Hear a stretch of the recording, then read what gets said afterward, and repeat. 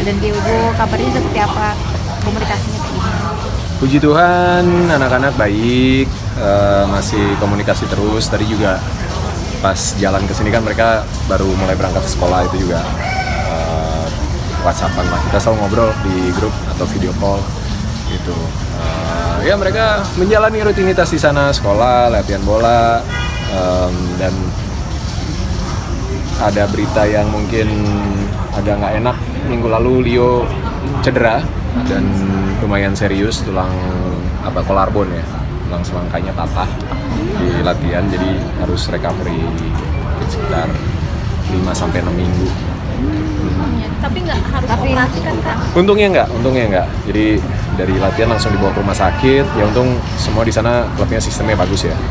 Jadi dibawa ke rumah sakit, terus dapat prioritas juga karena di bawah naungan klubnya. Terus diperiksa ronsen segala macam. Terus dokternya bilang kalau dari fracture-nya nggak keluar gitu ya. Jadi dia masih nempel tapi memang patah penuh gitu. Jadi harus pakai sling.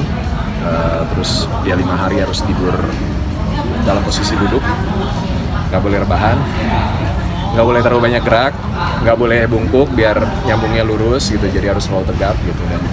Tapi nggak perlu operasi, untungnya sih itu nggak perlu operasi, dan karena juga masih muda ya, masih 17 tahun, jadi penyembuhannya harusnya lebih cepat.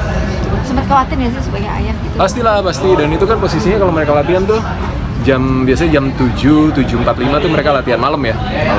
Jadi di sini kan udah jam 2 pagi ya, jam 2 jam 3 pagi itu waktu itu nelpon tuh 2:30 apa 3:30 gitu. Jadi posisinya aku sama Dona juga udah tidur gitu. Terus Dona yang biasanya suka kebangun kan, pas kebangun dia lihat ada miss call di grup, terus dia telepon balik, mereka lagi perjalanan on the way ke rumah sakit. Itu karena terjatuh atau seperti apa sih Kak Dari? Iya, jadi dalam sebuah gameplay di simulasi ya, di latihan.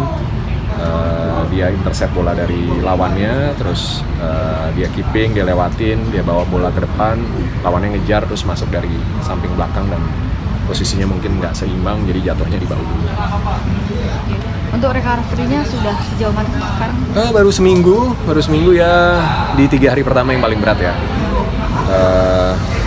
Sakit pasti gitu kan, walaupun minum painkiller, tidurnya juga pasti nggak nyaman gitu, terus tangannya juga harus selalu ditahan begini, pasti banyak penyesuaian lah. Cuma ya walaupun di dalam konfliknya nggak kebayang kayak apa karena harusnya hari Sabtunya tuh dia, itu hari Jumat, kejadian Jumat malam, Sabtunya dia harusnya main pertama kali jadi starter sama timnya,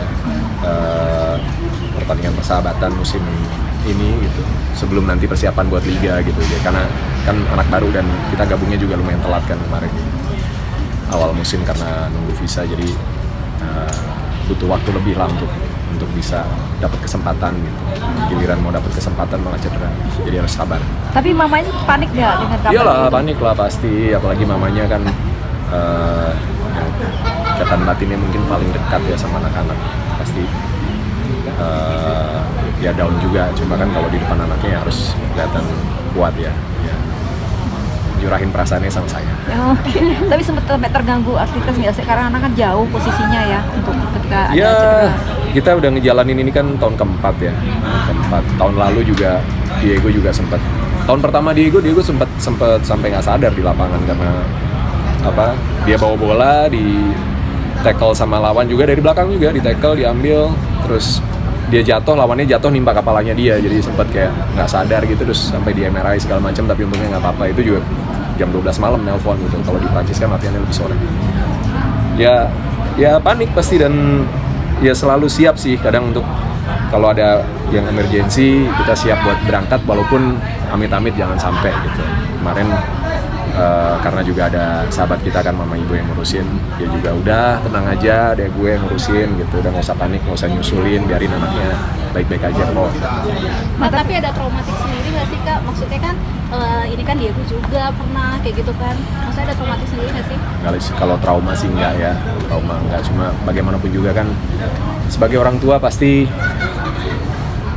sedih, udah pasti nggak tega, kepikiran selalu gitu, dan kita selalu doain gitu. Namanya sepak bola kan olahraga yang resiko ya, dan ya sesiap-siapnya kita nggak akan pernah siap ngadapin situasi seperti itu, dan pengennya jangan sampai lah kejadian-kejadian lagi. Selalu Tapi- berharap itu yang terakhir. Tapi apa sih yang membuat akhirnya kita tetap untuk bertahan kan menghadapi risiko-risiko terus Ya karena itu impiannya mereka. Kita sebagai orang tua support penuh gitu. Kita percaya sama pilihan hidup mereka dan apa yang mereka jalanin, dan kita ngelihat bagaimana perjuangan mereka juga untuk mencoba selalu mengembangkan diri mereka untuk bisa jadi lebih baik dan dapat tempat di timnya gitu. Ya perjuangan itu yang kita hargai banget gitu. Jadi ya ini bagian dari perjalanan mereka. tadi sempat terpikir untuk asuransi segala macam kan itu bagian Oh pasti. Ada asuransi dan dari klubnya juga ada asuransi gitu. Jadi pastilah. jadi safety-nya lebih ini ya jaminan segala macam. Ya lebih ke preventif, kalau ada apa-apa semuanya langsung di cover, apalagi di Eropa ya kan biayanya juga kalau dengan perusahaan Indonesia pasti sangat tinggi jatuhnya gitu. Terus kalau sampai harus ada penanganan medis ini dan itu, kalau ada asuransi itu semuanya lebih gampang langsung gitu kan.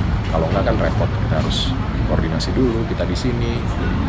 Tadi sempat ada keinginan datang lagi datang kunjungin anak-anak nggak Pasti sih? kalau keinginan datang mah pengennya ke sana terus. Pengennya mendampingi dan sama-sama, karena gimana pun juga sebagai keluarga ya pengennya utuh bareng-bareng gitu kan. Di momen saat anak-anak memang masih usianya bareng sama kita, kan nanti ada waktunya mereka pergi rumah tangga sendiri misalnya, atau mereka harus kerja di apapun nanti jalan hidupnya mereka gitu ya. Jadi di usia sekarang kan harusnya masih bareng-bareng, cuma ya karena pilihan ya kita sudah memilih dan kita komit dan support apa yang menjadi cita-cita anak-anak ya. Menjalankan Harus dijalani bareng-bareng. berapa ada jadwal khusus nggak sih untuk kesana tuh mungkin berapa bulan atau bulan? Biasanya 3 bulan sekali minimal kita ketemu. Itu jadwalnya kan summer udah pasti ketemu, itu yang paling panjang. Gitu. Summer kemarin kan kita hampir 3 bulan bareng-bareng. Terus biasanya Desember kita ketemu, jadi Agustus September kita antar, Desember kita ketemu 2-3 minggu, nanti April kita ketemu lagi. Ini April rencana mau ke sana, gitu, udah ada plan-nya lah. Gitu. Terus summer lagi ketemu. Jadi ya setahun ya 3-4 kali lah. Oke, berarti pasti bisa lepaskan. Kak Darius sedikit dong Kak Darius ya kan supportnya dan doanya buat ini dong Kak, buat Bang Billy. Bang Billy kan katanya kan mau nikah nih Kak, ya kan doanya gitu kan, supportnya sebagai teman sendiri seperti apa nih Kak Darius? Iya pasti didoain lah Bang Billy dari dulu kan, apalagi di SFC juga, di Selebritis Gaspol juga selalu kita doakan semoga dapat dan ketemu jodoh yang terbaik yang bisa ngertiin Bang Billy, dan Bang Billy juga bisa menjadi imam yang baik nanti di keluarga, bisa membangun rumah tangga yang bahagia nantinya. Tapi udah tahu belum sih Kak? Ya kan maksudnya Bang Billy mau Belum. menikah nih. Dia lemah, nggak pernah datang bola, motoran juga udah bucin banget deh. Tapi udah dikenalin gitu mungkin Kak, ya kan? Sempet Kebetulan ketemu aku juga lagi jarang datang ke SFC ini, setelah 3 bulan terakhir awal November baru datang sekarang, jadi udah lama juga nggak ketemu Bang Billy. Oke, Bang tentang itu dong Baby Sancai sempat Meteor Garden dulu sempat nonton nggak sih? Waduh, nggak ngikutin. Nggak, Dia meninggal ya,